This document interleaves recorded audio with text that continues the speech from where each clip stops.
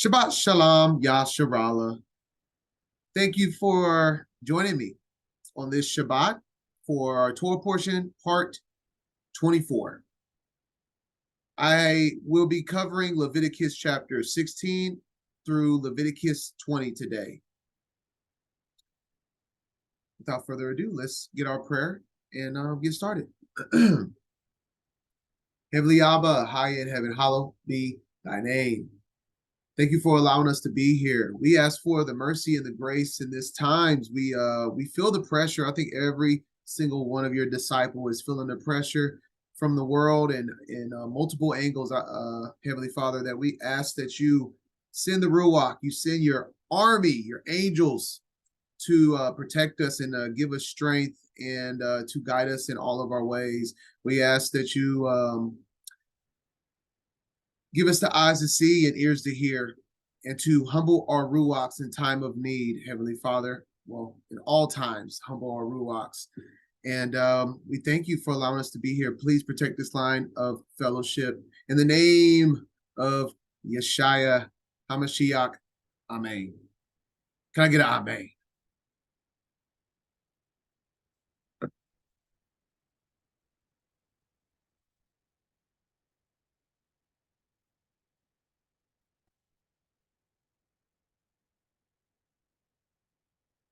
Torah Portion, week 24.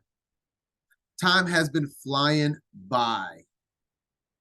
We are already well over halfway through the Torah, the first 5 books of the canon.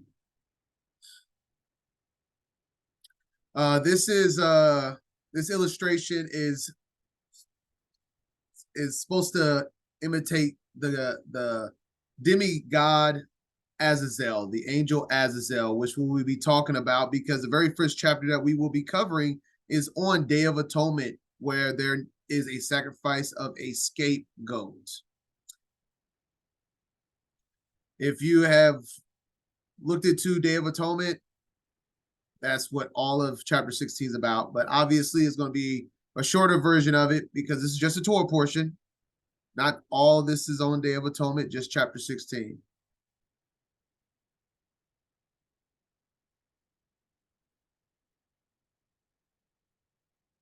All right, Leviticus 16. We're going to start off reading 1 through 10. Leviticus 16. And the Lord spake unto Moses after the death of the 2 sons of Aaron, when they offered before the Lord and died. And the Lord said unto Moses, Speak unto Aaron thy brother, that he come not at all times into the holy place within the veil before the mercy seat, which is upon the ark, that he die not. For I will appear in the cloud upon the mercy seat. Thus shall Aaron come into the holy place with a young bullock for a sin offering, and a ram for a burnt offering. He shall put on the holy linen coat, and he shall have the linen breeches upon his flesh, and shall be girded with a linen girdle, and with the linen mitre shall he be attired. These are holy garments. Therefore shall he wash his flesh in water, and so put them on.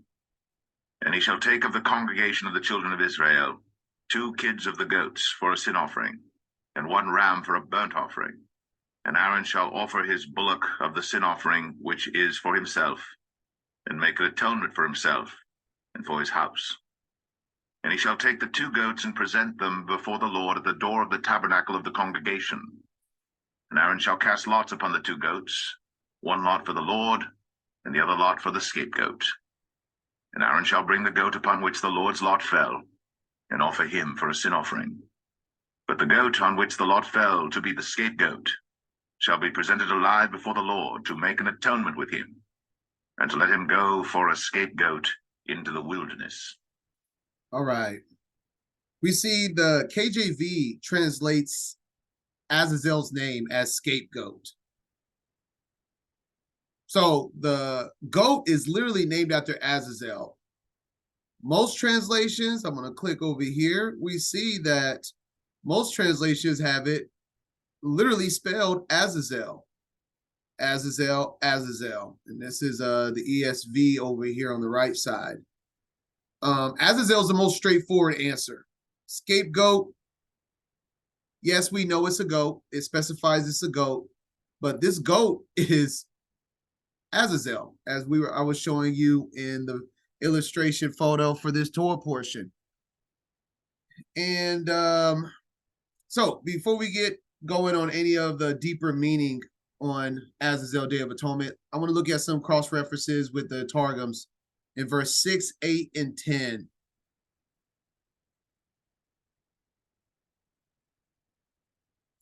Six is just specifying here. It says, Aaron shall offer the bullock of sin offering, which has been purchased with his own money. So in other words, this isn't the sin offering that he does for himself.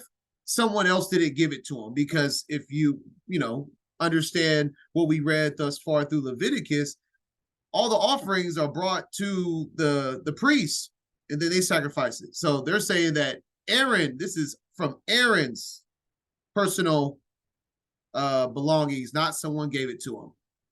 And then in verse 8,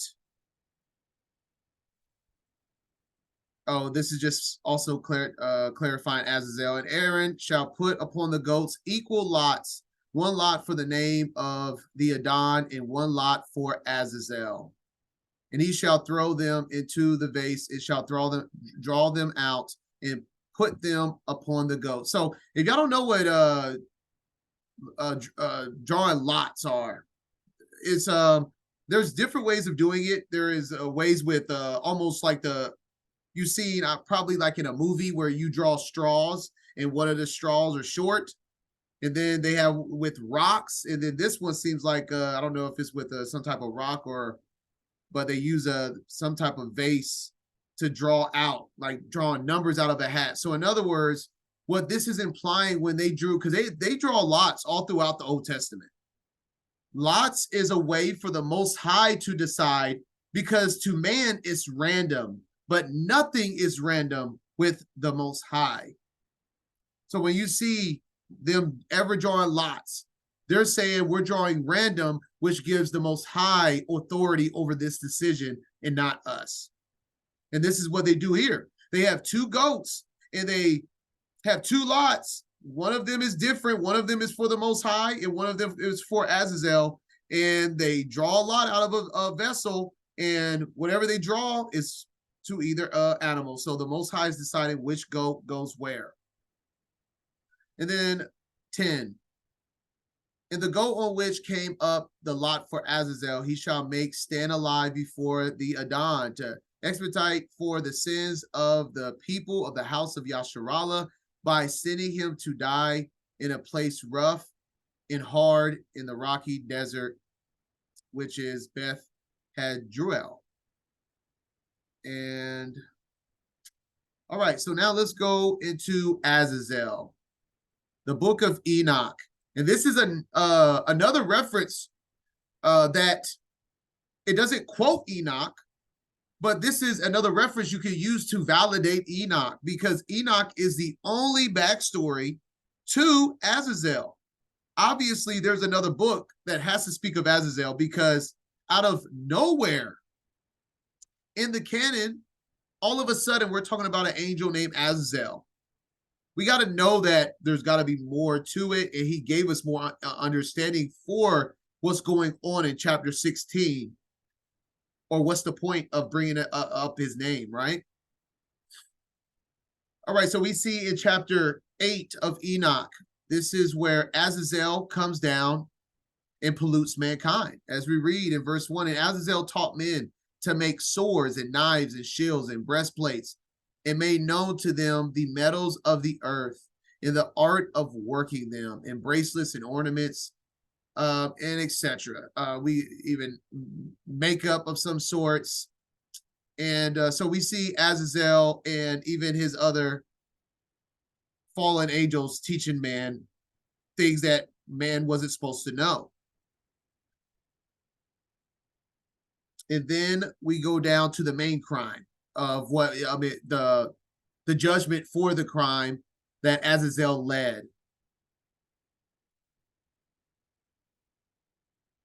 Chapter 10, I'm going to read verses 6 through 12 for the judgment of Azazel, of what we're reading right now in Day of Atonement. So Day of Atonement If you're talking about a prophetic stance, point of view for Day of Atonement,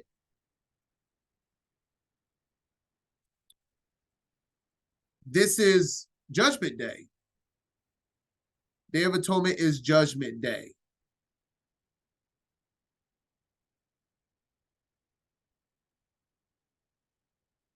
All right, verses 6 through 12. And on the day of great judgment, as we just read, this is Day of Atonement. Why Azazel is mentioned. Am I lagging, y'all?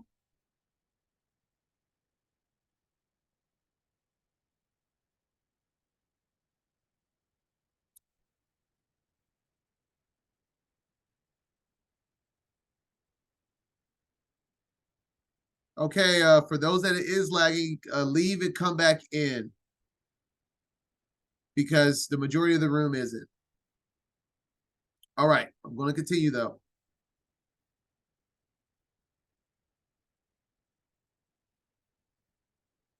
Yeah, I'm sorry. I'm out here in the country. This is as good as I can get. Satellite internet at its finest. And on the day of the great judgment, Day of Atonement, he shall be cast into the fire and heal the earth which the angels have corrupted, and proclaim the healing of the earth, that they may heal the plague, and that all the children of men may not perish through all the secret things that the watchers have disclosed, and have taught their sons. And the whole earth have been corrupted through the works that were taught by the scapegoat Azazel. And now we see why on Day of Atonement, Azazel is singled out, because he was singled out in the very beginning. He was the first to come down during the times of before the flood and teach men sinful actions. To him ascribe all sin. This is exactly the reason of Day of Atonement and why they mention his name. And that's what they're doing upon the goat that we're going to read more about. And to Gabriel said to the Adon, proceed against the bastards and the reprobates, and against the children of fornication, and destroy the children of fornication and the children of the watchers from amongst men, and cause them to go forth, send them one against the other, that they may destroy each other in battle. For length of days shall not they not have, and no request that they, which is their fathers, I'm assuming the angels, make of the children of the watchers from, oh, let me make sure, make of thee shall be granted unto their fathers on their behalf, for they hope to live an eternal life, and that each one of them will live 500 years. So I guess that was the life expectancy of a giant, but obviously the seed of the giants, I mean, the seed of the angels are the giants, which is what they start talking about, one of the major sins of the angels outside of teaching men corruption.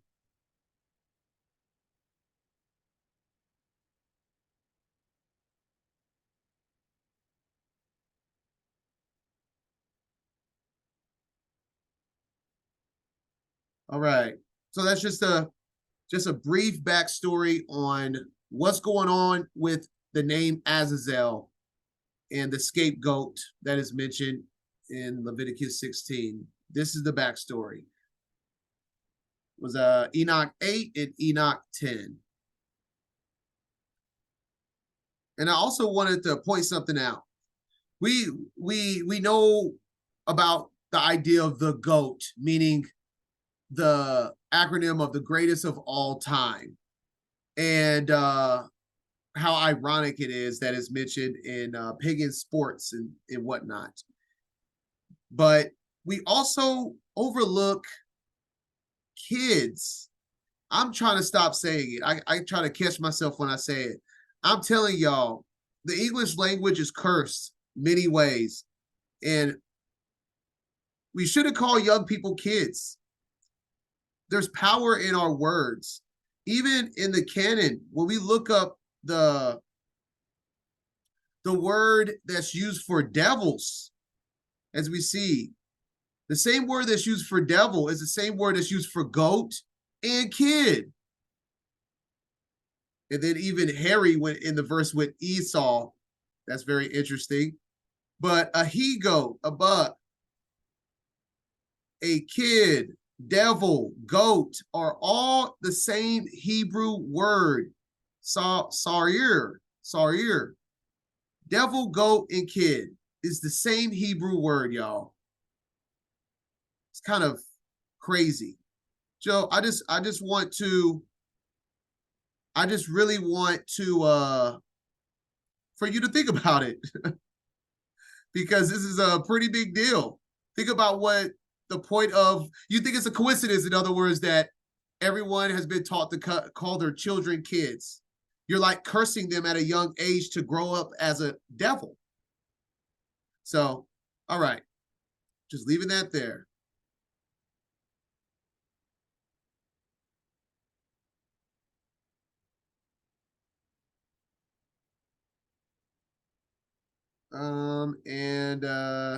All right, let's finish Leviticus 16. I'm gonna let verses 11 through 34 read all the way through.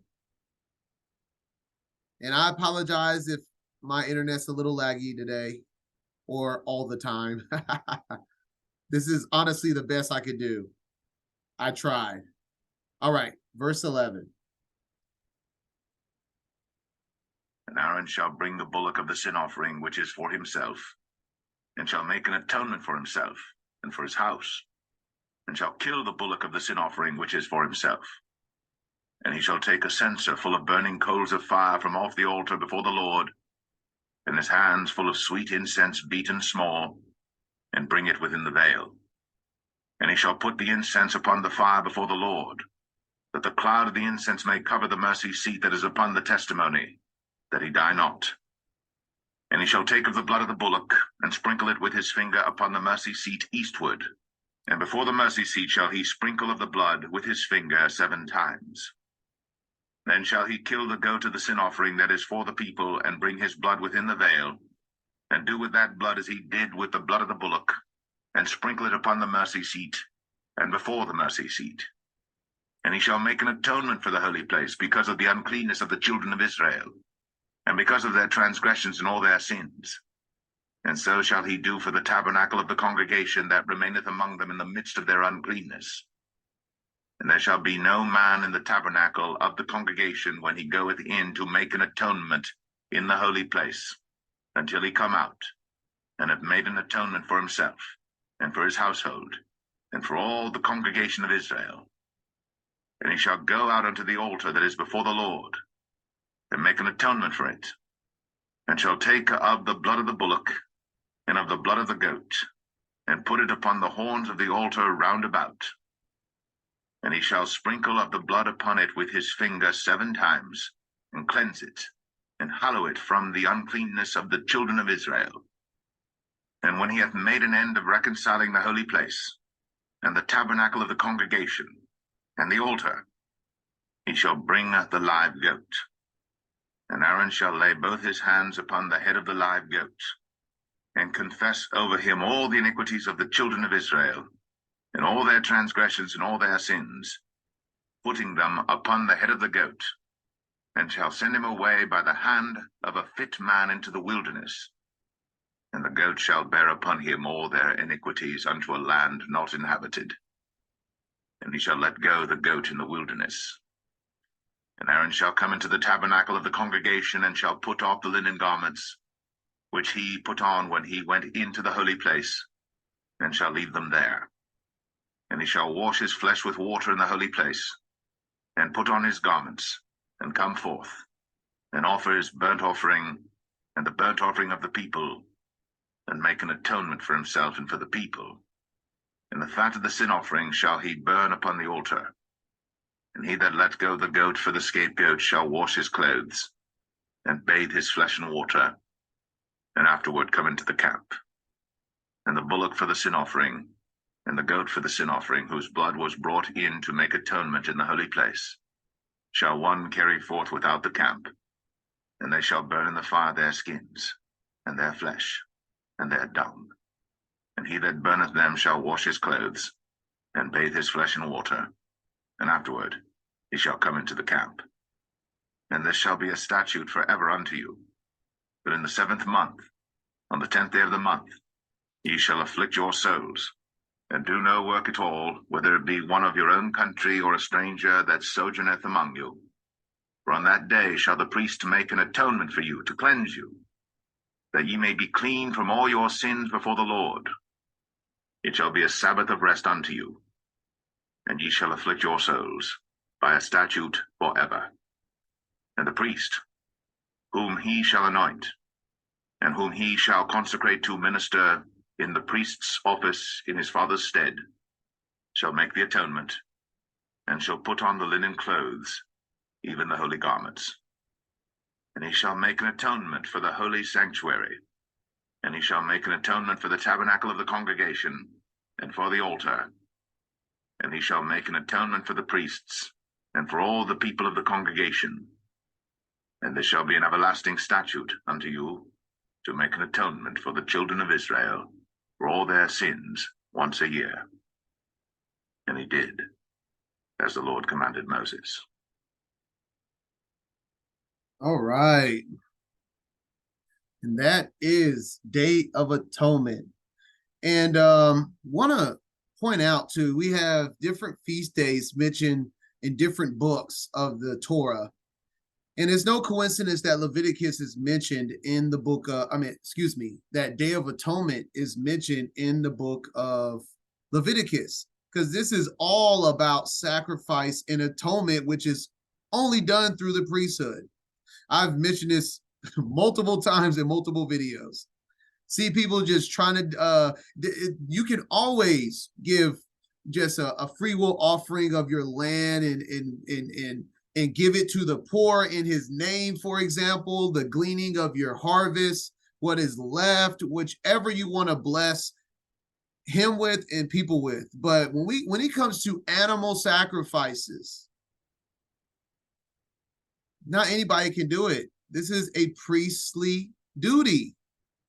And everything that has to do with Day of Atonement, it all starts with a blood atonement.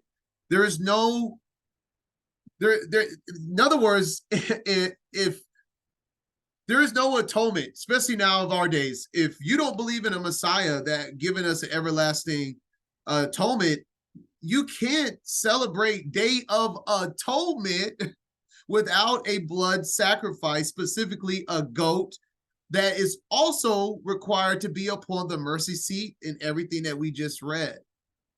So in other words, if you're not a priest, you're not in office, you don't have the Ark of the Covenant, you don't have a tabernacle, you can't make Day of Atonement happen. It's like, you can't. All of this is not a this is optional. It's required. It's required. The Torah tells us that life is in the blood. The remission of your sins is covered by a life that is within the blood that you sprinkle upon the mercy seat and upon the people. But, it's not like everyone had to do it. Like I said, most folks just brings the animal to the priest. It was only the priest that was cutting up animals and doing all of what we read about. Just throwing that out there. Not everyone, like I said, was doing that to the animals. It's supposed to be a very serious thing, right? It's an innocent animal. And a lot of times it's a very young animal, innocent animal. All right, so let's do some cross-reference with Targums. Look at verse 21.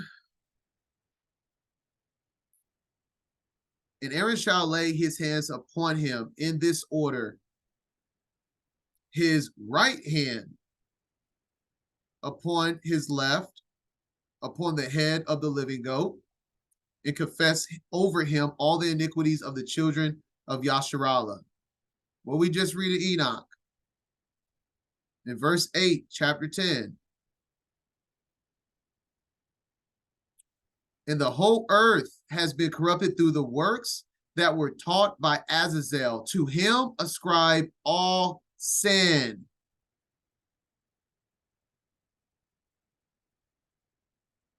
And confess over all the iniquities of the children of Yasharallah in all their rebellions, in all their sins. And shall put them with an oath uttered and expressed with great and glorious name upon the head of the goat, and send him away by the hand of a man prepared from the year foregoing to take him into the rocky desert. So verse 21, we see it says, by the hand of a fit man into the wilderness. And I don't know if it, because a fit man, what does that mean? Fit for the job? Fit as in physically fit to carry that, walk that, go into the wilderness? But if this has any truth to it in the Targums, the word fit might mean the one that was fit for the job the year before, that this man was already prepared and fit for this occupation, is what I would be going with at least this description here.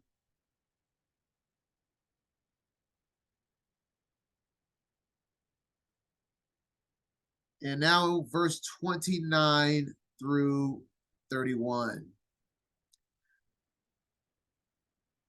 And this shall be to you for an everlasting statute in the 7th month, on the 10th day of the month. I don't read some of this stuff. This is added in. This is a pagan term. There's a handful of months that do have names in the canon, but we don't have all the names, and this is not one of them. On the 10th day of the month, so the 7th month, on the 10th day, you shall humble your souls, abstaining from food and from drinks, and from the use of the bath, and from rubbing, and from sandals, and from the practice of the bed. Nor shall you do any work, neither the native born, nor the stranger who dwells among you. For on this day we shall make atonement for you to cleanse you from all your sins, and you shall confess your transgressions before the Adon, and shall be clean. It is a Sabbath of rest. No work of business shall you do, but you shall humiliate your souls. It is an everlasting statute. And we also see, at least in this Targums, we see the same description for Day of Atonement within Leviticus 23, which we'll see next week. On the 10th day of the 7th month, a holy convocation shall be to you, and you shall humble your souls, abstaining from food and from drink, and from the use of the bath, and from anointing, and the use of the bed, and from sandals, and you shall all offer an oblation before the Adon, and do no work on this same day. All right, so at the end of the day, regardless of how you choose to afflict your soul, this is kind of the point of what is showing. This is the day where you max out. Those that lift weights or work out, you know what I mean? Where you max out or you burn out. This is the day where you optimize how much you can abstain from food, from drink, from the bed, from any luxury. This is what this is implying. Any type of luxury, take it away from you. Take it away. At least, the ones you can control. That's what this day of humbling is all about, in abstaining. Yes, literally afflict your soul. Make your flesh cry a little. by the end of the day of Day of Atonement, if you're not kind of like squirming because you're uncomfortable because you don't have the pleasures that you're used to day, then you ain't doing it right. And I mean it, because if you do like, let's say you do fast and it's not making you squirm enough, then that means you should abstain even more. What's something that you love to do? What's something that makes you comfortable? Take it away from you. Afflict yourself, because what makes us comfortable in this life is only for our flesh. And that's what this day is about, is to make our flesh as low as possible and to maximize our ruach in our humility. Yes, exactly, Blair. Maxing out is supposed to be the hardest thing you can do. Just give me an analogy. I lift weights. If I'm maxing out on the squat rack, on the bench press, and I'm doing a 1 rep max, it is the hardest thing I've ever picked up in my life. And I'm pushing and screaming and trying to get that thing up with all my might. Literally, that is what Day of Atonement is to humbling your flesh. So prepare your body, prepare your mind, and then afflict your soul on this Day of Atonement. Yeah, last year, me and my wife, we slept on the floor. No bathing, no drink, no food.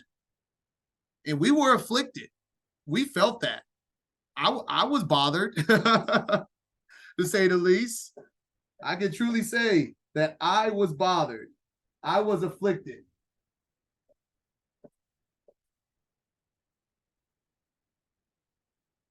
I was very uncomfortable when we slept on the floor. I didn't sleep well.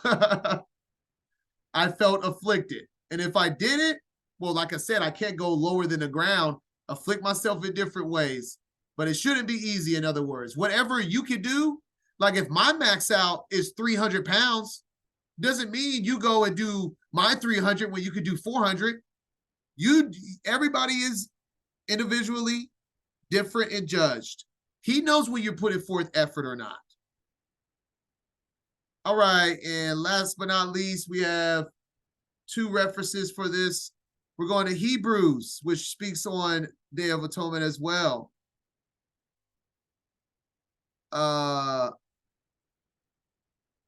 Hebrews 9:7-12. But into the second went the high priest alone once every year. They're talking about the going in behind the veil to the Ark of the Covenant, for what we just read in Leviticus 16.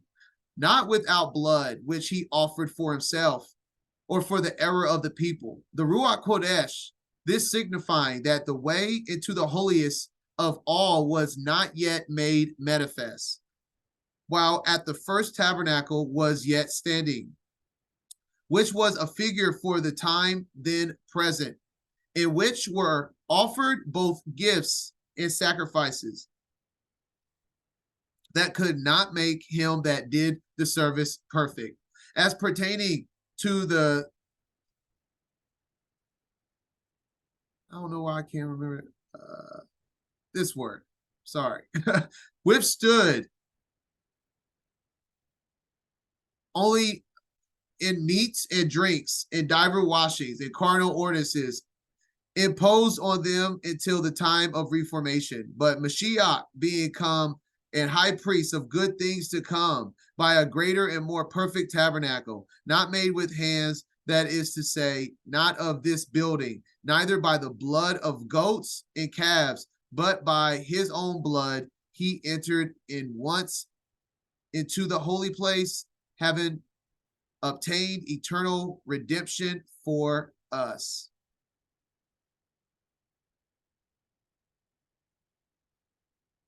All right. And one more reference in Enoch 55, verse 4. Ye mighty kings who dwell on the earth, ye shall have to behold my elect one, how he sits on the throne of glory and judges Azazel. Wait a minute. Who's doing the judging?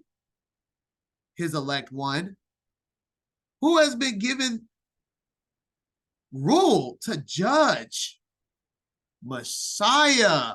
And this is Enoch. Messiah is all throughout the book of Enoch. I have no idea how people can't see the Messiah in the book of Enoch. Like, who is the elect one that judges? I mean, come on now. And all his associates and all his hosts in the name of the Adon of spirits. All right. And that is chapter 16 of Leviticus.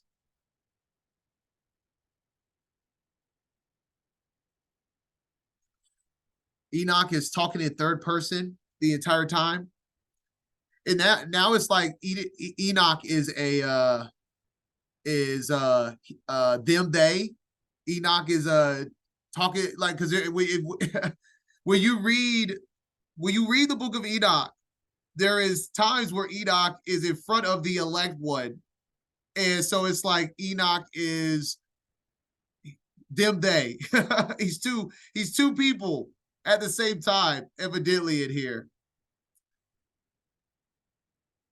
I don't get it. They go from the Trinity to Enoch talking to himself in the book of Enoch. Very weird. All right. 17 verses 1 through 8. Let's get it. Leviticus 17. And the Lord spake unto Moses, saying, Speak unto Aaron, and unto his sons, and unto all the children of Israel, and say unto them, This is the thing which the Lord hath commanded, saying, What man soever there be of the house of Israel that killeth an ox, or lamb, or goat in the camp, or that killeth it out of the camp, and bringeth it not unto the door of the tabernacle of the congregation to offer an offering unto the Lord before the tabernacle of the Lord, blood shall be imputed unto that man. He hath shed blood, and that man shall be cut off from among his people, to the end that the children of Israel may bring their sacrifices which they offer in the open field, even that they may bring them unto the Lord, unto the door of the tabernacle of the congregation, unto the priest, and offer them for peace offerings unto the Lord. And the priest shall sprinkle the blood upon the altar of the Lord at the door of the tabernacle of the congregation, and burn the fat for a sweet savor unto the Lord. And they shall no more offer their sacrifices unto devils, after whom they have gone a-whoring. This shall be a statute forever unto them throughout their generations. And thou shalt say unto them, Whatsoever man there be of the house of Israel, or of the strangers which sojourn among you, that offereth a burnt offering or sacrifice, and bringeth it not unto the door of the tabernacle of the congregation, to offer it unto the Lord, even that man shall be cut off from among his people. All right. So just in layman's terms, what we just read, just very basic of what's going on. They're saying that any animal that is meant for sacrifice and is not brought for the sacrifice for atonement or offerings of any sort, you're in trouble. So if you kill an animal or whatever for an atonement and you don't bring it to the tabernacle, you will be cut off, which means put out the camp or put to death, depending on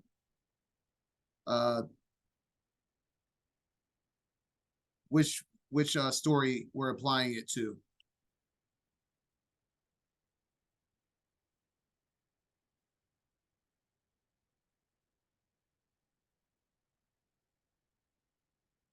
All right, so we're gonna just read verses 3 through 5 in the Targums, and we'll keep it moving.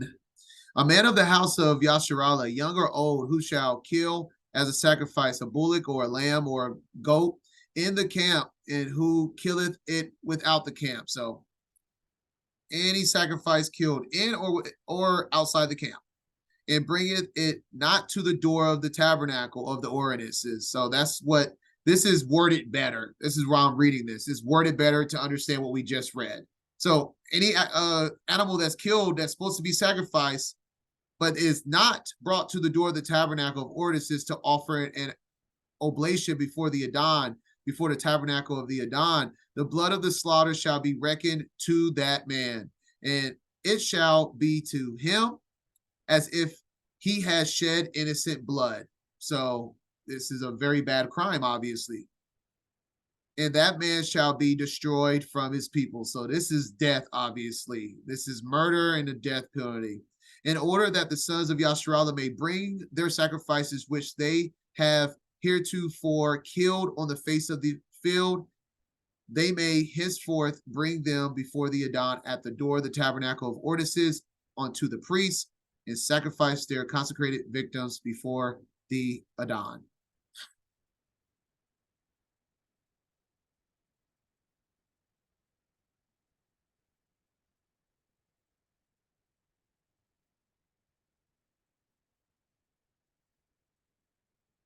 All right.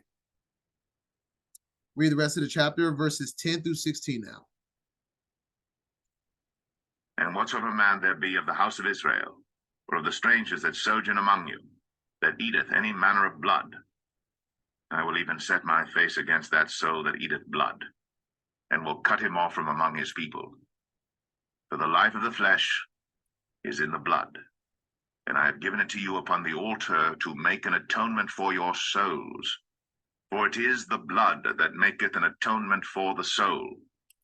Say what? So if there's no Messiah, every day of atonement, where's the blood? That is a requirement for atonement. This is why it's all mentioned right here in the chapter following Day of Atonement. The importance of these sacrifices is a requirement. It's not an option. It's a requirement. Therefore I said unto the children of Israel, no soul of you shall eat blood, neither shall any stranger that sojourneth among you eat blood. And whatsoever man there be of the children of Israel, or of the strangers that sojourn among you, which hunteth and catcheth any beast or fowl that may be eaten, he shall even pour out the blood thereof, and cover it with dust. For it is the life of all flesh, the blood of it is for the life thereof. Therefore I said unto the children of Israel, ye shall eat the blood of no manner of flesh, for the life of all flesh is the blood thereof. Whosoever eateth it shall be cut off. And every soul that eateth that which died of itself, or that which was torn with beasts, whether it be one of your own country or a stranger, he shall both wash his clothes, and bathe himself in water, and be unclean until the even. Then shall he be clean. But if he wash them not, nor bathe his flesh, then he shall bear his iniquity. I've said it once when we were talking about the clean and unclean. I was saying that you can be unclean through sin. So, yes, you can be unclean due to sin. But there are times where there is quite a few occasions where you can be unclean, but that doesn't mean you're in sin. And we see here, like anyone that kills an animal and gets blood and stuff from the animal is unclean. Especially you're touching a dead corpse, you got blood on you, you're unclean. That doesn't mean you're in sin. And but we do see that you will be in sin if you don't follow instructions to be made clean. We have to follow through on these matters. And it's after it says both wash his clothes and himself with water, then he will be unclean until the evening. Then shall he be made clean. But if he wash them not, nor bathe his flesh, then he shall bear his iniquity.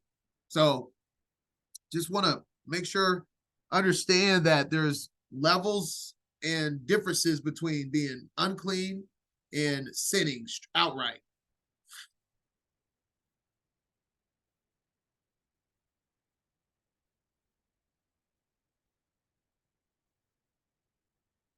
I got you, Yasmin. For this is Matthew 26:28 fits right for this chapter.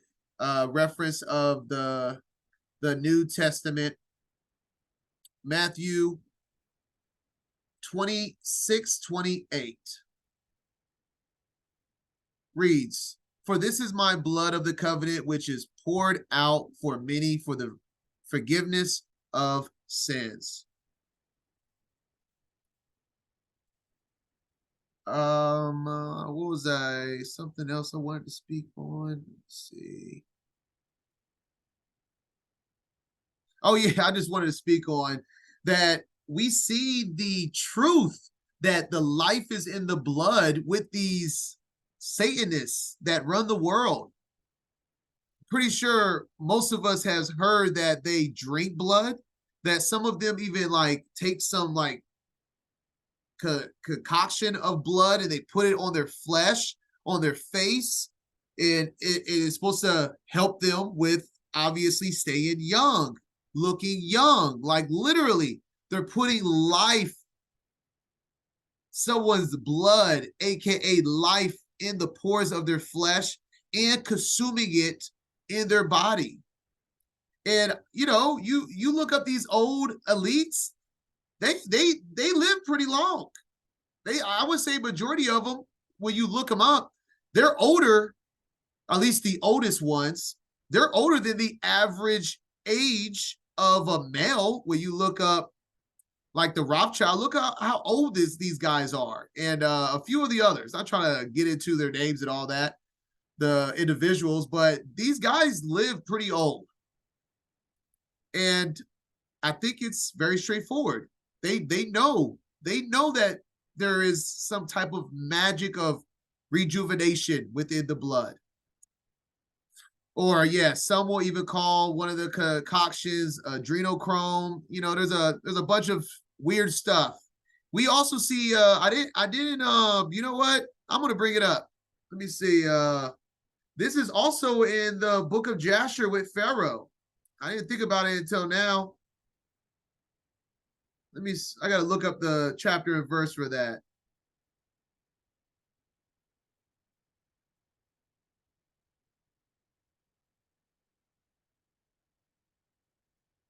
Let me look it up real quick.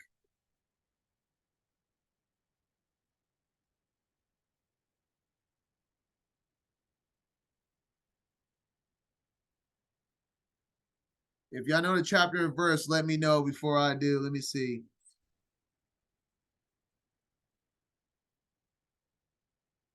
I think it's chapter 80. We're going to see what's up. Chapter 80.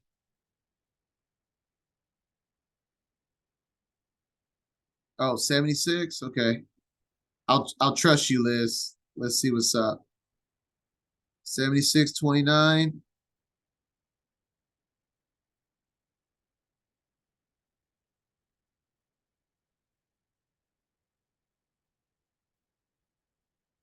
I'll read 28. And when the Adon had inflicted the plague upon Pharaoh, king of Egypt, he asked his wise men and sorcerers to cure him. And his wise men and sorcerers said unto him that if the blood of little children, and this is literally what they say, adrenochrome and all of that stuff, the younger the children, the better. I'm just keeping it real for what they do, were put into the wounds, he would be healed. And then he goes on to do that for many days. But the truth is always in plain sight. Very sickening, but it is what it is.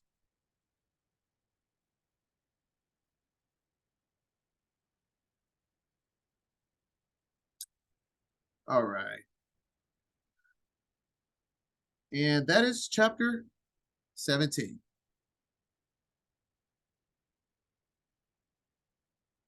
We're going to read chapter 18 all the way. Well, I think I'm going to stop. I'm going to let it read, but I'm going to stop when I feel like stopping. But we're going to read chapter 18 now. And now we're getting more about other lawful customs of the Israelites outside of the atonements and blood sacrifices and whatnot. As we see marriage. This title is marriage or unlawful sexual relations is probably a better name for this beginning of this chapter. Leviticus 18.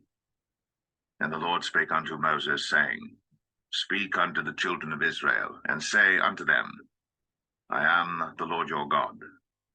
After the doings of the land of Egypt, wherein ye dwelt, shall ye not do, and after the doings of the land of Canaan, whither I bring you, shall ye not do, neither shall ye walk in their ordinances. Ye shall do my judgments, and keep mine ordinances, to walk therein. I am the Lord your God. Ye shall therefore keep my statutes and my judgments, which if a man do, he shall live in them. I am the Lord. None of you shall approach to any that is near of kin to him, to uncover their nakedness. I am the Lord. The nakedness of thy father, or the nakedness of thy mother, shalt thou not uncover. She is thy mother. Thou shalt not uncover her nakedness. The nakedness of thy father's wife shalt thou not uncover. It is thy father's nakedness. All right. Do I want to stop there? Yeah, we're going to have a first little stop. 1 second.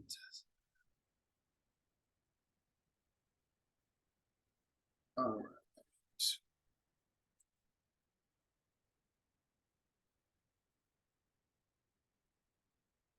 So we see the example of this one. I wanted to stop and give the example. The nakedness of thy father, or the nakedness of thy mother, shalt thou not uncover. She is thy mother.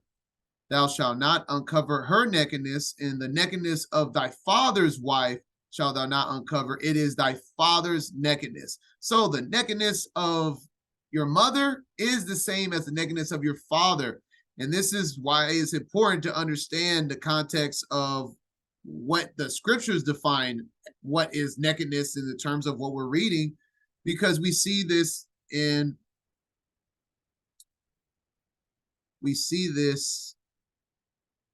throughout the canon, well, examples that we can find throughout the canon of exactly that. Genesis 9:22-23. And Ham, the father of Canaan, saw the nakedness of his father. So when we just read that, we know that this is talking about his mother. It is not saying that, I guess, the father couldn't be raped, but that's just not what it is in this context, because it was a child born from this transaction. And told his two brethren without, and Shem and Japheth took a garment and laid it upon both their shoulders and went backwards and covered the nakedness of their father, and their faces were backward, and they saw not their father's nakedness. So this is a mother. This is their mother. Ham did what he did to his mother, and Canaan was brought forth from that. That's why it says in Canaan in this perspective, because Canaan was brought forth from him sleeping with his mother. But we touched on that in the book of Genesis. All right, we're going to keep it rolling.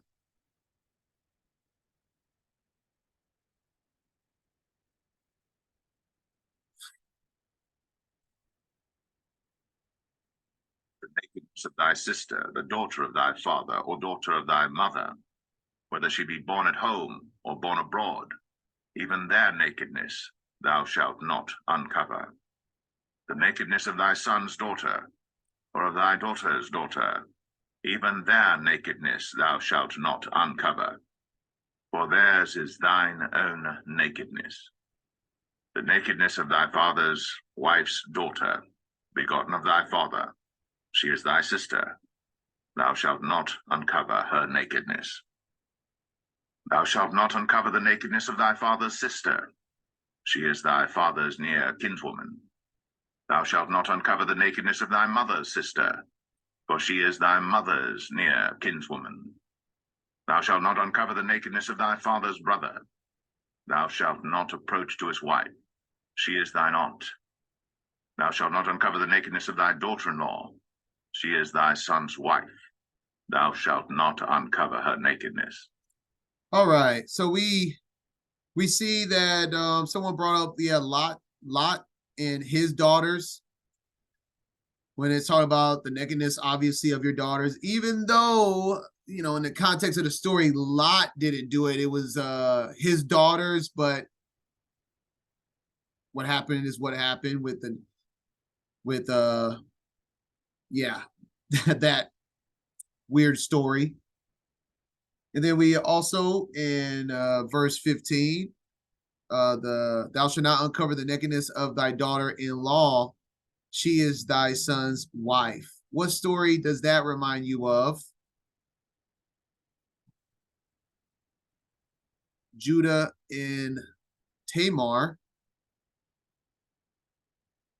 Let's see. Yeah, 38.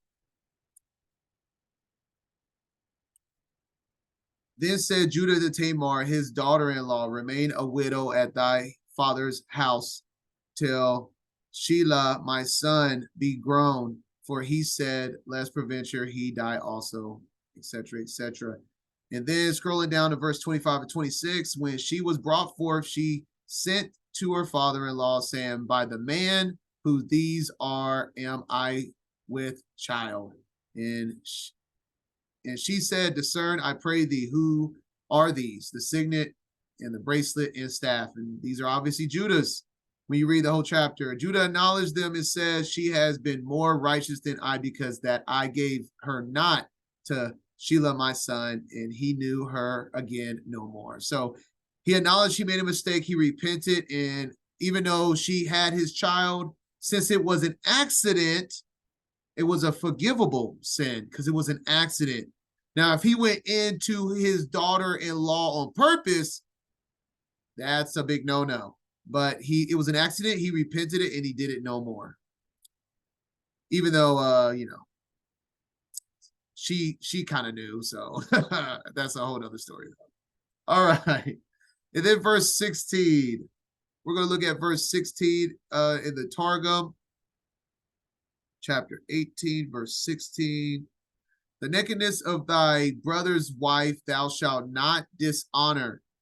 And so we just read, because just straight up in the KJV, it says, because that was the last verse we read, thou shalt not uncover the nakedness of thy brother's wife. It is thy brother's nakedness. But when we read in the canon,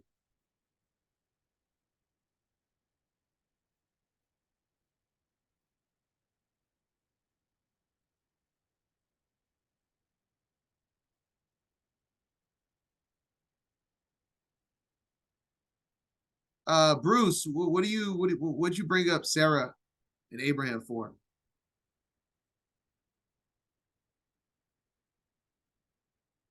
No, that's not correct, Michelle.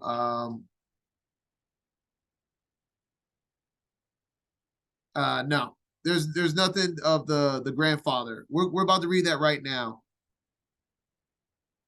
Yeah, okay. I'm okay, I got you, Bruce. Okay, we're about to get into some of these details that y'all are asking about right now. Thou shalt not uncover the nakedness of thy brother's wife, but when we read in the canon, there is a commandment here in Deuteronomy 25. If brethren dwell together and one of them die and have no children, no child, the wife of the dead shall not marry without unto a stranger. Her husband's brother shall go in unto her. So that means have sex. And take her to him to wife and perform the duty of a husband's brother unto her. And it shall be that the firstborn which she beareth shall succeed in the name of his brother, which is dead, that his name be not put out of Yasharallah. All right. So with that being said, the Targums explain it to make both of these verses make sense. In verse 16, the nakedness of thy brother's wife thou shalt not dishonor in the lifetime of thy brother or after his death, if he have children. So once a woman has children, there's no passing to the brother to keep his seed alive. But like I said, this is brother. It never mentions father or anybody else. If he has brothers, it's straight up what it says. Don't add to or take away. So if he has other brothers that are his kin, not just brothers in the spirit, actual brothers of the same seed, and she doesn't have children with a deceased brother, then that's the only time it's okay to take your brother's wife, is to keep the seed of his brother remaining in the land. Okay, let's continue now. Should be verse 17. Thou shalt not uncover the nakedness of thy brother's wife. Okay. So, well, I didn't read 16 yet, so, oh well. Here we go. Is thy brother's nakedness. There we go. Thou shalt not uncover the nakedness of a woman and her daughter, neither shalt thou take her son's daughter, or her daughter's daughter, to uncover her nakedness, for they are her near kinswoman. It is wickedness. Neither shalt thou take a wife to a sister, to vex her, to uncover her nakedness, beside the other in her lifetime. All right. We have verse 18 here. And we got to understand, let me clarify this. Just like how we don't have to make animal sacrifices, but they did, they're in a different covenant, in a different position in the covenant than we are now. And comparing with the Levites at that time to us, now that Mashiach has came, is the same idea that we need to look at from everybody that was before the children of Yasharallah at Mount Sinai. These laws and statutes are not are not exactly the same laws and statutes that Abraham, Isaac, Jacob, just like Adam had different laws, especially within the garden. And then when he was removed, then what we are doing now. So you can't, in other words, you can't take the laws given at Mount Sinai and judge Adam or Abraham from these laws. Or what this verse right here is judging Jacob, because Jacob would be in sin. But obviously there was not even a thought of that at that time, or they would have made it known in scripture, and it would have been a problem. He wouldn't have been blessed abundantly if he willingly had sisters. But obviously this was made here because the law is continually becoming more spirit and upgraded throughout the times that they're in. Just like now we are in an upgraded stance of spirit. We're walking in way more spirit than they did. Theirs was more physical. They had to do physical sacrifices. They had to go to the temple. When we're walking with the Ruach Kodesh, we are the temple. And this law was made to vex her. You can see that this law was made as a better law because he saw most likely what Sarah and Rachel went through. So they're saying, we obviously see that the idea of polygamy here, that we see that a man can have more than one wife, or it wouldn't even be talked about here, saying take both sisters. But this commandment is obviously saying there's still going to be polygamists. That's nothing wrong in the sense of Torah, but I don't want you to have a daughter and a mother. I don't want you to have a sister and a sister, because they will vex each other. It will cause even more drama than even the drama you will get from having multiple wives. I've heard people trying to judge Jacob. That's why I'm bringing this up, because I've heard people try to judge Jacob in certain people before Mount Sinai according to this law, and that just doesn't make sense. You can clearly tell when you read scripture thoroughly in context that there's different laws for different times that they were living in. Just like before the flood, it wasn't until after the flood that he actually gave man permission to eat flesh. Why would he give Noah permission to eat flesh if they were already given permission to eat flesh? So, I mean, man, the law changes throughout the course of history of man. So make sure you're judging righteously in context. And then, just the reference of the story. It was Genesis 30 that was around with Rachel and Leah with the little disputes, and that Rachel and Leah was taking turns vexing each other. And she said unto her, is it a small matter that thou hast taken my husband?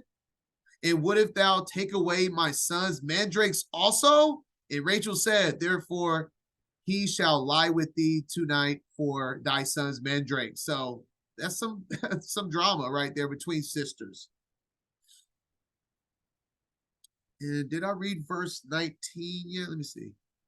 Also, thou shalt not approach unto a woman to uncover her nakedness, as long as she is put apart for her uncleanness. So we talked about this last week when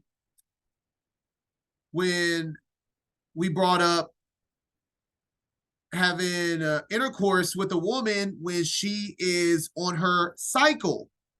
When she's on her cycle, she is unclean. And we shall not approach a woman to uncover her nakedness as long as she is put apart for her uncleanliness. And this is a pretty big deal. And I'm going to show you, we're going to look ahead to chapter 20 while we're on the topic. So as review, Leviticus 15:20, what we did last week. And everything that she lies upon in her separation shall be unclean. Everything also that she sitteth upon shall be unclean. This is just a reference of her on her cycle. Everything she touches is unclean because she is unclean. And then now, look how big of a deal this is in chapter 20. And if a man shall lie with a woman having her sickness, this is still talking about the same thing. Just that's what it's translated as. And and shall uncover her nakedness. He has discovered her fountain. She is flowing with blood. That's what this is talking about. And she has uncovered the fountain of her blood, and both of them shall be cut off from among their people. Cut off is a very bad term. I've had people ask me questions like this. It's not a game. Don't be like, oh, well, we'll just both be unclean. Read scripture. No, it's not just being, that's why I said there's different levels. When we read in Leviticus last week, it also said if that happened, like if that there was, when it's accidental, it's different. And when it's accidental, a man will be unclean 7 days. When it's accidental, he will be unclean 7 days. But when it's on purpose, they shall be cut off. We went over that there's a difference between things that you are purposely doing, especially going in on a woman that is unclean, or like I said, on a righteous, holy day, you're having intercourse with your wife. When you're doing stuff like that on purpose, when you know that it's not good, you are judged differently.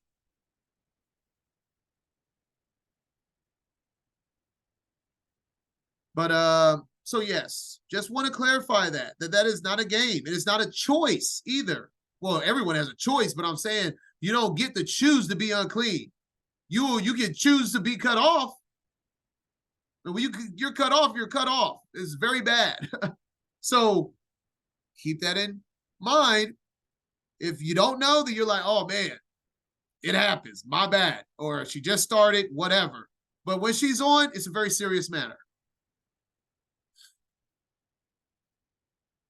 All right, let's finish off this chapter now.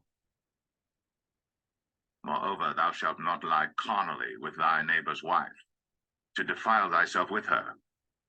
And thou shalt not let any of thy seed pass through the fire to Moloch, neither shalt thou profane the name of thy God. I am the Lord. Thou shalt not lie with mankind as with womankind. It is abomination. Neither shalt thou lie with any beast to defile thyself therewith. Neither shall any woman stand before a beast to lie down thereto. It is confusion. All right. I actually forgot to know. I think I got a picture for this. So so obviously adultery with thy neighbor, and that's adultery and coveting thy neighbor's belongings if you're lying with the neighbor's wife. Right here, verse 21, thou shalt not let any of thy seed pass through the fire to Malak, neither shalt thou profane the name of thy Elohim.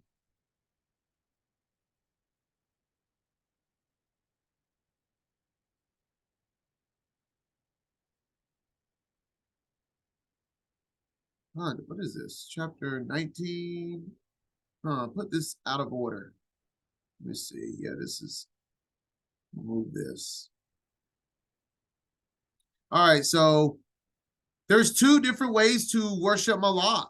And to, as we read, thou shalt not let any of thy seed pass through the fire of to Malak. We have in Enoch 69, we have a lot of Enoch in this Torah portion. Enoch 69, 17, and 18, that it was taught before there was even an actual altar of Malak, that there is a way to stroke of the Ruach, and that is the stroke to the embryo in the womb, and to diminish the stroke to the Ruach by the bite of a serpent. This is a form of Malak because the tabernacle of Malak is represented by the womb. The womb is the tabernacle of Malak. You don't believe me? I did a study on this. This is why Malak is a bull, because it is symbolizing the reproduction organs of a woman, the womb of a woman. And this is also when you see images of Malak, where is the fire where you pass the child through? The womb of a bull. So the head symbolizes the anatomy of the womb. And then when you do give worship to a baby that is alive, because you can give, an embryo is alive, you know what I mean? But a baby that you can do Malak worship when you strike the ruach of the embryo in Malak, the woman's womb, or if the baby is birth, you can still pass that seed to Malak by giving it in the fire, which is in the womb of Malak. So everything is associated with the same when you have eyes to see it. And then, of course, it talks about beast and not doing stuff with beast. That is confusion. All right, let's finish it off. 24 now. Defile not ye yourselves in any of these things. For in all these the nations are defiled, which I cast out before you, and the land is defiled. Therefore I do visit the iniquity thereof upon it, and the land itself vomiteth out her inhabitants. Ye shall therefore keep my statutes and my judgments, and shall not commit any of these abominations, neither any of your own nation, nor any stranger that sojourneth among you. For all these abominations have the men of the land done, which were before you, and the land is defiled, that the land spew not you out also, when ye defile it, as it spewed out the nations that were before you. For whosoever shall commit any of these abominations, even the souls that commit them, shall be cut off from among their people. Therefore shall ye keep mine ordinance, that ye commit not any one of these abominable customs, which were committed before you, and that ye defile not yourselves therein. I am the Lord your God. All right.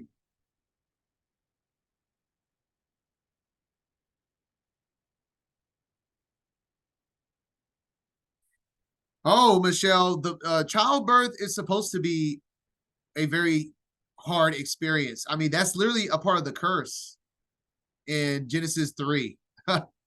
it that it's a childbirth, the pain at least of childbirth is a curse.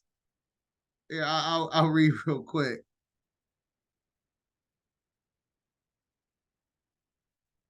Verse 16, chapter 3 of Genesis. Unto the woman he said, I will greatly multiply thy sorrow and thy conception. In sorrow thou shalt bring forth children. So, yeah, I'll just stop there. Very straightforward that it's supposed to be painful.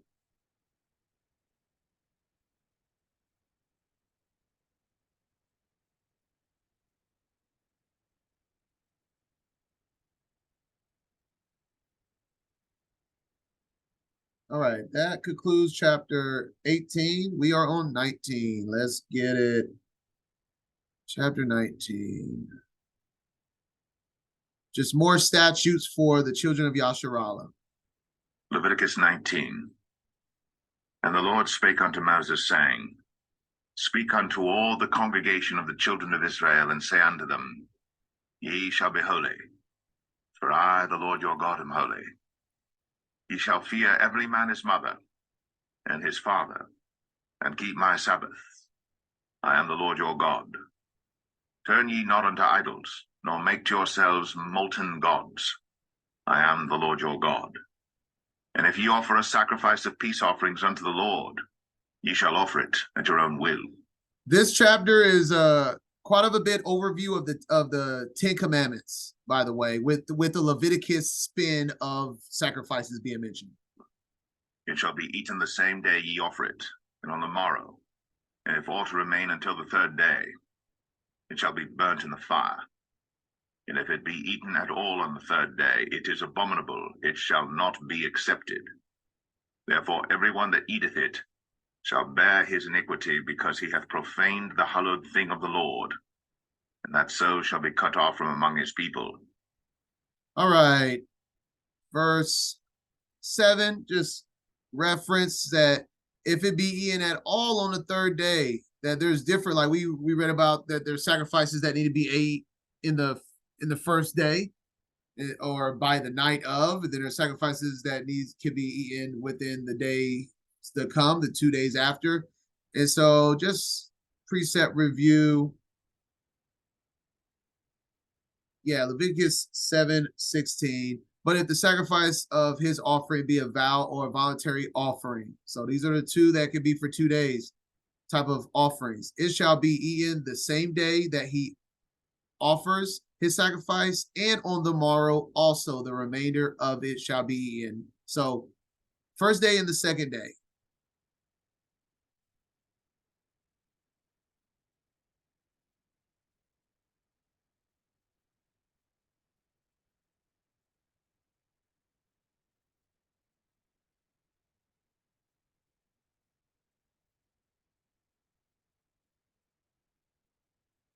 All right.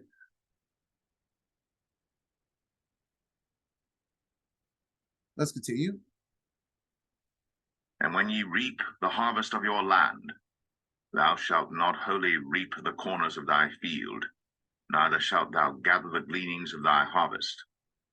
And thou shalt not glean thy vineyard, neither shalt thou gather every grape of thy vineyard.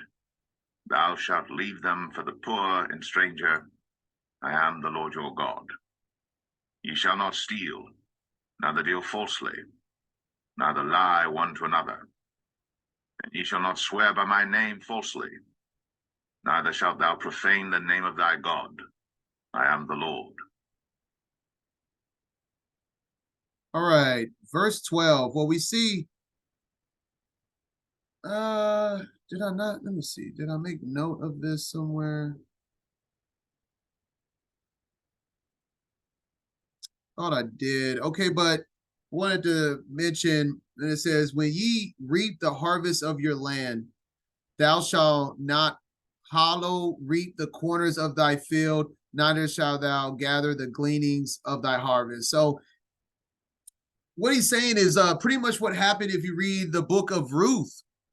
When Ruth was in the fields, she was poor and she was gathering what was left. The gleanings is what's left after you grab the bulk of the harvest.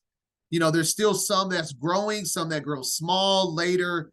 Those are the gleanings. So that's what it says, the corners and the gleanings. That's exactly what Ruth was doing when she ran into her Israelite future husband. She was gleaning the fields of thy harvest. And then in verse 12, and ye shall, like I said, this Leviticus 19 resembles Exodus 20. And it's a Leviticus spin on the 10 Commandments. And ye shall not swear by my name falsely, neither shalt thou profane the name of thy Elohim. I am Hayah. So this is exactly what Exodus 20, verse 7 is talking about. When it says, thou shalt not take the name of Hayah, thy Elohim, in vain. What does in vain mean? Thou shalt not take his name in vain? Well, right here. Ye shall not swear by my name falsely. You don't put nothing on his name. You don't put nothing on his name that is not backed by the word. You don't walk around acting like a disciple of the word when you are speaking against his commandments, his Mashiach, anything that's within scripture. That's what taking his name falsely is. Or taking his name in vain is taking his name falsely in any type of path that you may be walking in.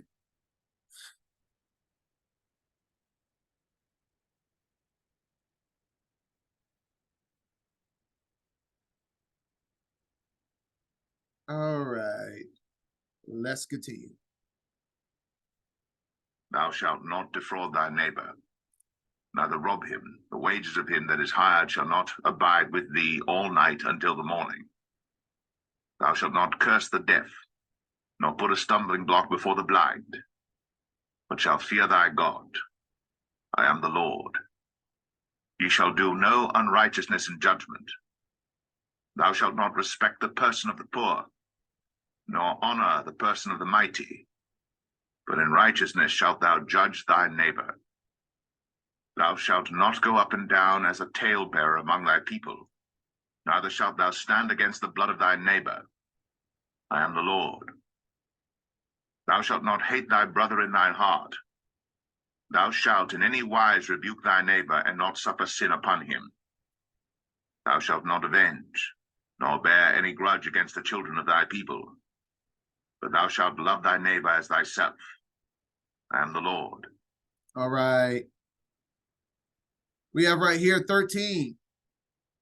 The wages of him that is hired shall not abide with thee all night until the morning. So if you are a business owner, if you have employees, if you do anything that has to do with paying individuals for work, something to consider. Torah tells us that we pay a man his wages daily. We do not hold on to income that he made and worked this day, the present day, that we should not hold on to it until the morning. Just throwing that out there. That's Torah. That's business within Torah. Obviously, nor put a stumbling block before the blind. Don't purposely confuse folks that are confused already, right? That would also just be very, very prideful and belittling of you to do. Thou shalt not respect the person of the poor, nor honor the person of the mighty. So these are two-folded right here. We see respect the person of the poor. So in other words, don't judge in weigh that judgment to say, oh, well, I'm being righteous. In other words, you're not being righteous if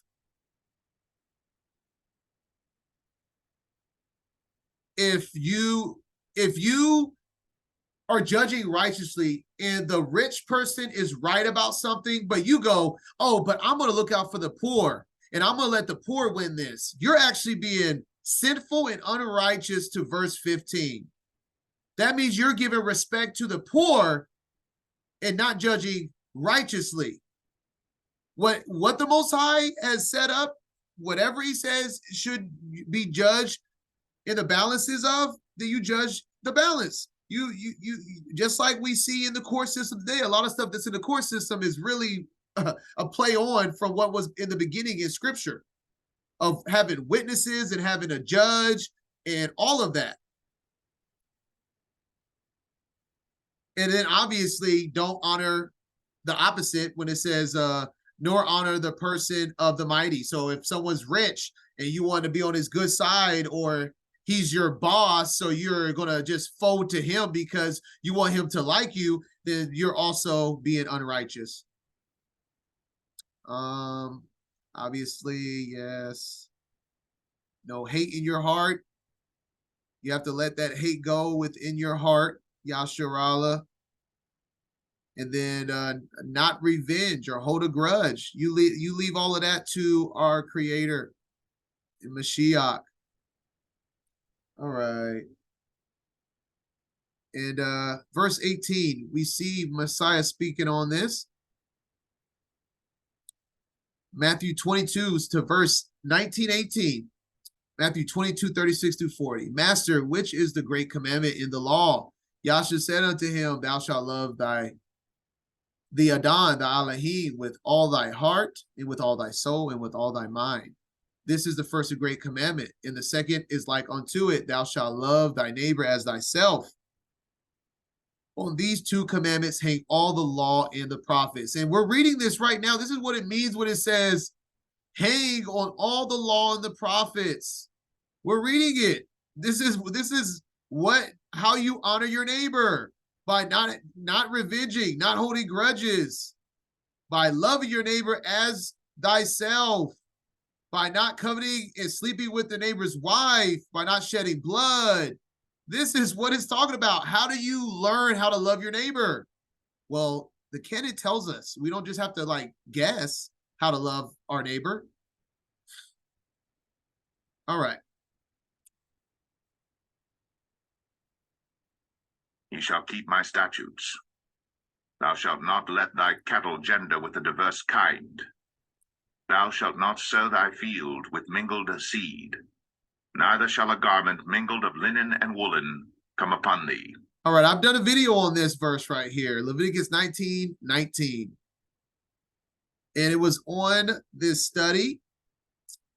This study was on, you can Google, oh man, I forgot the name of the site.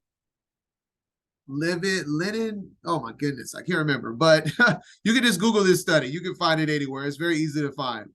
In 2003, a Jewish doctor did a study on frequencies of fabrics, in which she showed that a healthy human body has a signature frequency of 100. Wearing a material that measures less than 100 units of energy would compromise our well-being.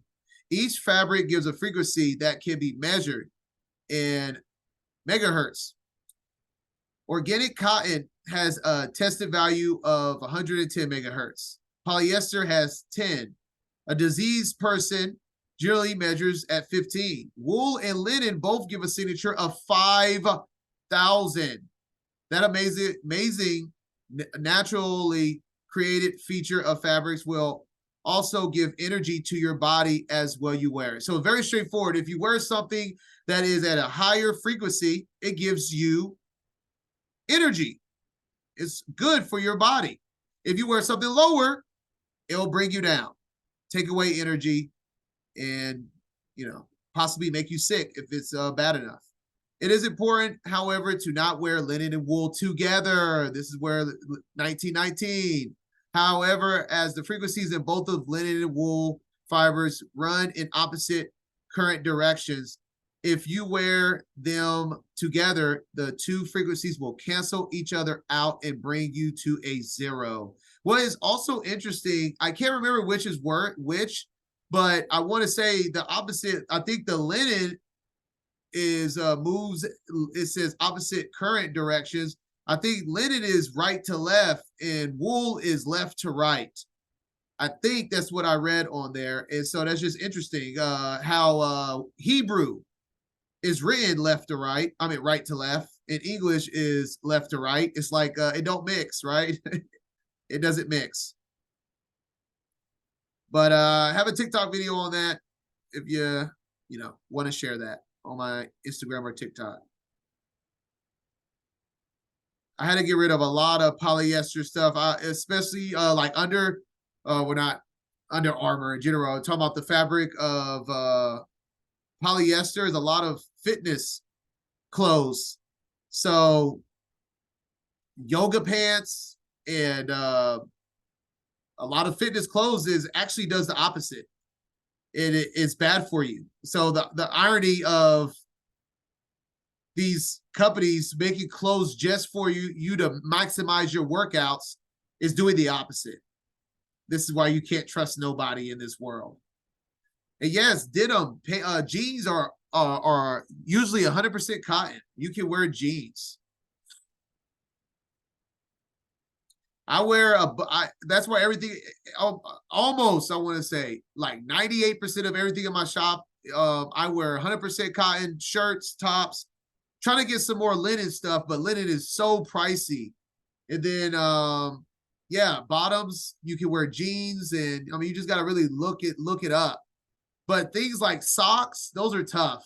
But underwear, make sure your undergarments to the best of your ability. I know bra is a tough one, but your draws, bro, make sure you got some cotton or linen, something good on your stuff. But he knows we're working on it. He knows.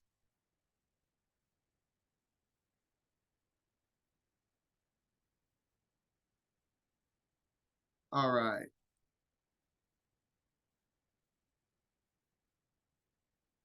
Let's finish off this chapter now. And whosoever lieth carnally with a woman that is a bondmaid, betrothed to an husband, and not at all redeemed, nor freedom given her, she shall be scourged. They shall not be put to death, because she was not free. And he shall bring his trespass offering unto the Lord, unto the door of the tabernacle of the congregation, even a ram for a trespass offering. And the priest shall make an atonement for him with the ram of the trespass offering before the Lord for his sin which he hath done. And the sin which he hath done shall be forgiven him. And when ye shall come into the land, and shall have planted all manner of trees for food, then ye shall count the fruit thereof as uncircumcised. 3 years shall it be as uncircumcised unto you. It shall not be eaten of. But in the 4th year all the fruit thereof shall be holy to praise the Lord withal. And in the 5th year shall ye eat of the fruit thereof, that it may yield unto you the increase thereof. I am the Lord your God. Ye shall not eat anything with the blood, neither shall ye use enchantment, nor observe times.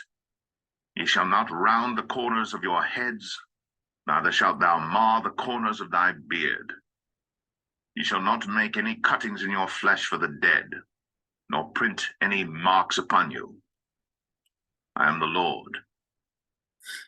I've saw some people say, "Oh, well, I can get a tattoo because I'm not getting anything for the dead." Man, the very next line says, "Nor print any marks upon you." I mean, are we not even reading the full verse anymore? I know it's bad enough that we most don't read chapter in context, but the verse literally says, "Print any marks."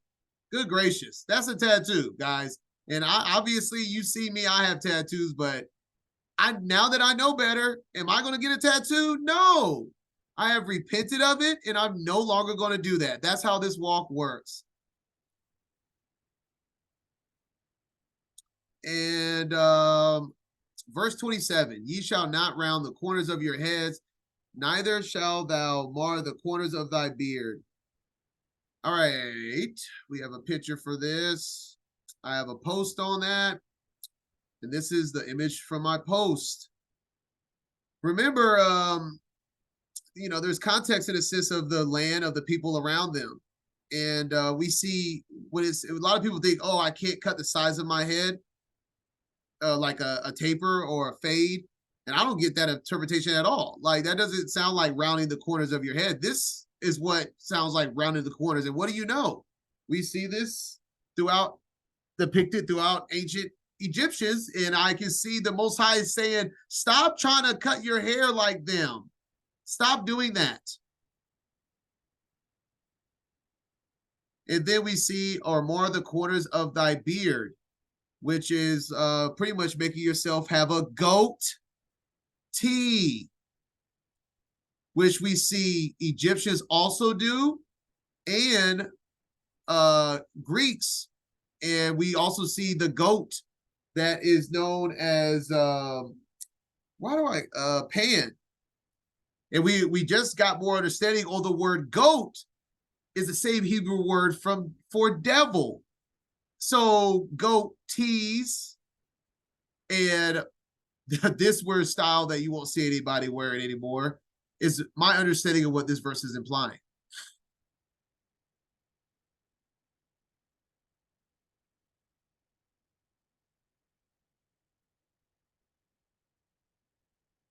Do not prostitute thy daughter to cause her to be a whore, lest the land fall to whoredom, and the land become full of wickedness. Ye shall keep my Sabbaths, and reverence my sanctuary. I am the Lord. Regard not them that have familiar spirits, neither seek after wizards, to be defiled by them. I am the Lord your God. Thou shalt rise up before the hoary head, and honor the face of the old man, and fear thy God. I am the Lord. And if a stranger sojourn with thee in your land, ye shall not vex him. But the stranger that dwelleth with you shall be unto you as one born among you, and thou shalt love him as thyself. For ye were strangers in the land of Egypt.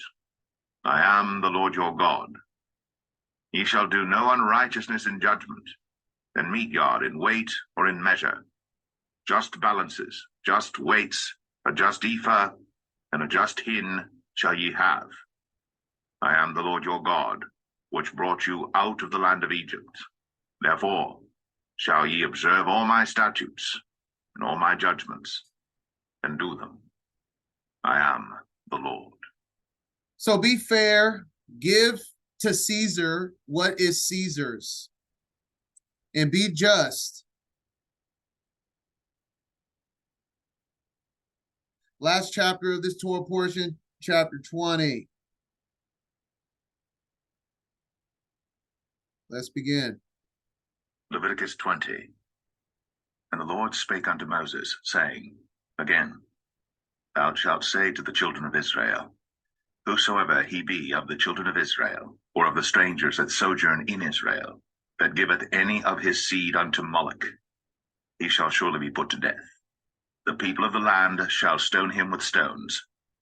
And I will set my face against that man, and will cut him off from among his people, because he hath given of his seed unto Moloch, to defile my sanctuary, and to profane my holy name. And I also want to say that I showed you that in scriptural context, there is two different ways to give your seed to Moloch. And we see that some verses say pass the seed through fire, which is giving us the illustration of the altar of Moloch, the tabernacle of Moloch. But it also just, some scripture context, it also just mentions to give your seed, because there's more than one way to give your seed to Moloch. You can give your seed to Moloch in here or in here. And if the people of the land do any ways hide their eyes from the man, when he giveth of his seed unto Moloch, and kill him not, then I will set my face against that man, and against his family, and will cut him off, and all that go a whoring after him, to commit whoredom with Moloch from among their people. And the soul that turneth after such as have familiar spirits, and after wizards, to go a whoring after them, I will even set my face against that soul, and will cut him off from among his people. Sanctify yourselves, therefore, and be ye holy, for I am the Lord your God. and ye shall keep my statutes, and do them. I am the Lord which sanctify you. For every one that curseth his father or his mother shall be surely put to death. He hath cursed his father or his mother, his blood shall be upon him. I'm going to speak just real quick on this. I have disagreements with my mom's, and many of us have disagreements with our parents, especially walking in truth. Some people, my mom's in Judaism, but some other people's moms are still in Christianity or whatever they do. And I really think a really big part of our journey in these last days is finding the strength to still respect and honor our parents, regardless if you are fighting with them, if you know they're wrong, if any type of drama. This is a part of our awakening. Is still, it doesn't say but if they are wrong about something, you can dog them, but da da da da da. No, do not curse your father and mother, and honor your father and mother are commandments at all times. That's a part of this walk, y'all. Whatever you got going on with your father or your mother or anybody else that is family, brother, do not hold that animosity. That's a lot of what we read about in this Torah portion. Especially with your father and mother, though. Anybody else, it doesn't say you have to honor. Your father and mother, you actually are committed to honor them, regardless. They brought you into this world, and the Most High handpicked them to be your mother or your father. And look at you. You're here, aren't you? You've made it, right? You're walking in truth, right? And the man that committeth adultery with another man's wife, even he that committeth adultery with his neighbor's wife, the adulterer and the adulteress shall surely be put to death. And the man that lieth with his father's wife hath uncovered his father's nakedness. Both of them shall surely be put to death. Their blood shall be upon them. And if a man lie with his daughter-in-law, both of them shall surely be put to death. They have wrought confusion. Their blood shall be upon them. If a man also lie with mankind, as he lieth with a woman, both of them have committed an abomination. They shall surely be put to death. Their blood shall be upon them. It cracks me up how the only time ever, there's two things that the churchianity brings up from the Tanakh more than any other thing from the Old Testament or even the Torah is tithing, which tithing was a form of harvest. You tithe through your harvest. Sacrifices was through harvest. Tithing was through harvest, and etc. It wasn't cash money. Those are alms in different ways, but they do that. And this is the other one. They'll bring up this verse of Leviticus all day for gays to go against the LGBT alphabet community. They'll bring this up over and over again, but they will say nothing else. No, there's nothing else. There's nothing else we should be going through and following in this book. Just cracks me up how they just can say we can draw the line any way we want, right? And if a man take a wife and her mother, it is wickedness. They shall be burnt with fire, both he and they, that there be no wickedness among you. And if a man lie with a beast, he shall surely be put to death, and ye shall slay the beast. And if a woman approach unto any beast and lie down thereto, thou shalt kill the woman and the beast. They shall surely be put to death. Their blood shall be upon them. And if a man shall take his sister, his father's daughter, or his mother's daughter, and see her nakedness, and she see his nakedness, it is a wicked thing, when they shall be cut off in the sight of their people. He hath uncovered his sister's nakedness, he shall bear his iniquity. And if a man shall lie with a woman having her sickness, and shall uncover her nakedness, he hath discovered her fountain, and she hath uncovered the fountain of her blood, and both of them shall be cut off from among their people. And thou shalt not uncover the nakedness of thy mother's sister, nor of thy father's sister, For he uncovereth his near kin, they shall bear their iniquity. If a man shall lie with his uncle's wife, he hath uncovered his uncle's nakedness, they shall bear their sin, they shall die childless. And if a man shall take his brother's wife, it is an unclean thing. He hath uncovered his brother's nakedness, they shall be childless. Ye shall therefore keep all my statutes and all my judgments and do them, that the land, whither I bring you to dwell therein, spew you not out. And ye shall not walk in the manners of the nation, which I cast out before you. For they committed all these things, and therefore I abhorred them. But I have said unto you, ye shall inherit their land, and I will give it unto you to possess it, the land that floweth with milk and honey. I am the Lord your God, which have separated you from other people. Ye shall therefore put difference between clean beasts and unclean, and between unclean fowls and clean. And ye shall not make your souls abominable by beast, or by fowl, or by any manner of living thing that creepeth on the ground, which I have separated from you as unclean.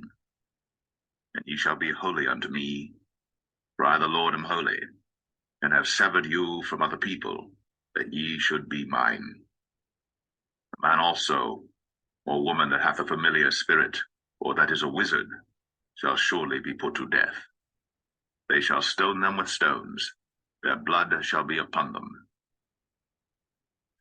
All right. Like I mentioned before, when you have a choice in the actions that you're doing, when, you know, it's not like a menstrual cycle of a woman, like she don't have a choice in that. When you have a choice to eat like unclean foods, or like I said, have sex with your wife on her menstrual cycle, like this is what it's talking about. Like he's put a difference between the clean and the unclean, that we have to take notice in that even in ignorance, we still are in sin. So we just got to make sure we do things accordingly. And I did have I wanted to look at the Targums for verse 17. If a man shall take his sister, his father's daughter, or his mother, he said, let's see, I have a note for this for some reason. Let's look at it. Chapter 20, verse 17. Let's see what it says here. And if a man lie with his sister, his father's daughter, or the daughter of his mother, and he dishonor her nakedness, it is I don't even know what that word means. It's bad. For I showed mercy with the first ones. Oh, here it is. This is the point. I remember now. For I showed mercy with the first ones. Talking about having sister, you know, lying with your sister, on behalf of the peopling of the world, so the population of the world, by them, while as yet I had not promulged the law in the world, but after the law has been declared in the world, everyone who's committed these things shall be destroyed by mortality. And the children of their people shall witness their punishment, for he who has dishonored the nakedness of his sister shall be guilty of death. So this is just clarifying that what I was saying earlier, that this wasn't a law for them. This was not a law, and it's very obvious it wasn't a law for them. It tells us that that's what they were doing. And so, like I said, it's not wise to try to judge someone that lived before the times of Mount Sinai, because they had a different Torah than what was given to Moses in the book of Exodus.